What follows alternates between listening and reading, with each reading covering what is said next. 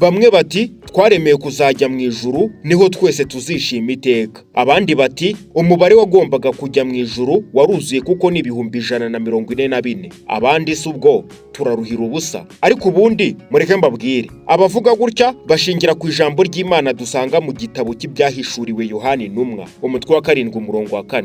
Ariko reka mbabwire igisobanuro cy'umubare 144. Nge nitwa Ngendahimana Daniel, iyi nibona kure.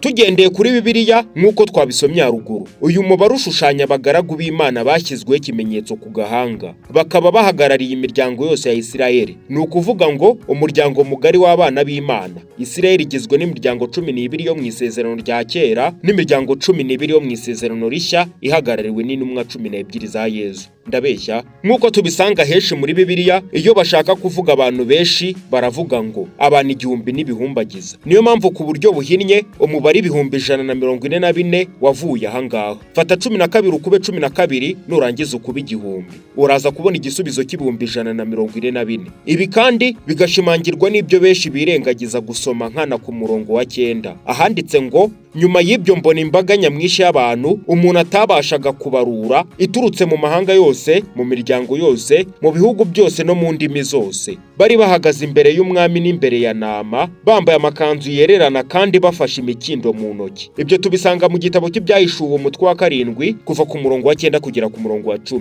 Ndabeshya? Nubwo abantu bazaronka ijuru ari benshi, ijuru riraharanirwa nk'uko twayibonye mu ntangiriro. Bityo bizinjiramo abazaba bararikoreye, barangwa n'ibikorwa byiza n'imirimo yo gukiranuka. Iki gihe turimo nicyo guhangana n'ibyorezo bitandukanye, kikatubera akanya keza ko kwitagatifuza ngo natwe tuzabarirwe muri abo bazinjira mu bwami bw'ijuru. Baba bake cyangwa benshi, duharanire kuzabarirwa muri bo. Ndabeshya? Igihembo cy'abeza. Ubundi icyo gihembo cy'abeza ni ikihe? Ababaye kuri iyi si neza bakera imbuto nziza kandi nyinshi, igihembo cyabo kirateguwe. Nyagasani azababwira ati nimuze abahawe umugisha na Data, muhabwe ingoma mwateguriwe kuva isi kiremwa. Ibyo tubisanga muri Matayo umutwe wa 25 umurongo wa 34. Maze bahabwe ubugingo bw'iteka. Nyagasani azanagura icyitwa amarira cyose ku maso yabo nk'uko ijambo ry'Imana ribihamya. Abazaba indahemuka kugeza ku ndunduro, uhora hazabambika ikamba ry'ubugingo. Reba mu byahishuwe umutwe wa 2 umurongo wa 10 urabisangamo. Urabyumva? Kumva amategeko y'Imana nibyo bizadukiza, ariko twiringire impuhwe z'Imana kuko n'ubundi bikorwa byacu bidahagije. Ntabwo wajyaho uvuge ko ibikorwa byawe bihagije ngo uzabone ubugingo bw'iteka. Icy'ingenzi ni ukugira ukwemera, ukwizera n'urukundo bishingiye ku kubana n'Imana igihe cyose. Paulo mutagatifu ati bavandimwe muri Kristo Yesu, ndabinginze nimureke Imana ibigarurire.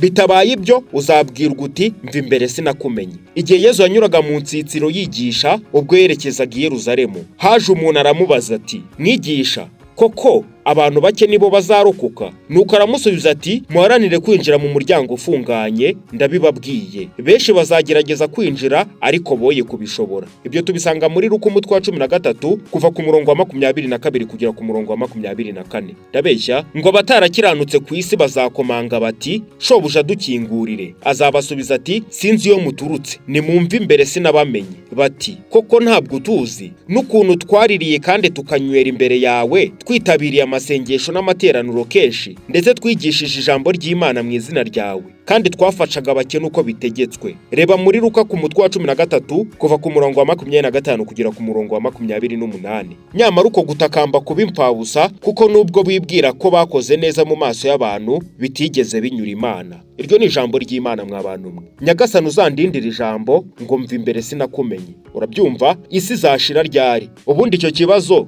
isi izashira ryari nawe ujye ukibaza. Isi izashira ryari? Hari benshi birirwa bashyushya abantu imitwe ngo ibi byorezo kanaka yarabihanuye ngo isi irarangiye. Ijambo ry'Imana riravuga riti simwe mugeneye kumenya ibihe n'amagingo Data yageneye ubutegetsi bwe bwite, ahubwo mugiye guhabwa imbaraga za Roho Mutagatifu zabazamo, bityo muzambera abahamya hose kuko muzahabwa Roho bamara ubwoba. Ibyo byabaye ubwo abigishwa babazaga Yesu igihe isi izashirira, maze Imana igakora umurimo wayo wo guca imanza. Yarabasubije ngo uwo munsi cyangwa iyo saha ntawe ubizi, habe na marayika ndetse na mwana, bizwi n'Imana Data wenyine. Mwe rero nimwitonde kandi mube maso kuko mutazi igihe bizabera. Mu yandi magambo, nta muntu uzi igihe isi izarangirira, mukura amagambo aho.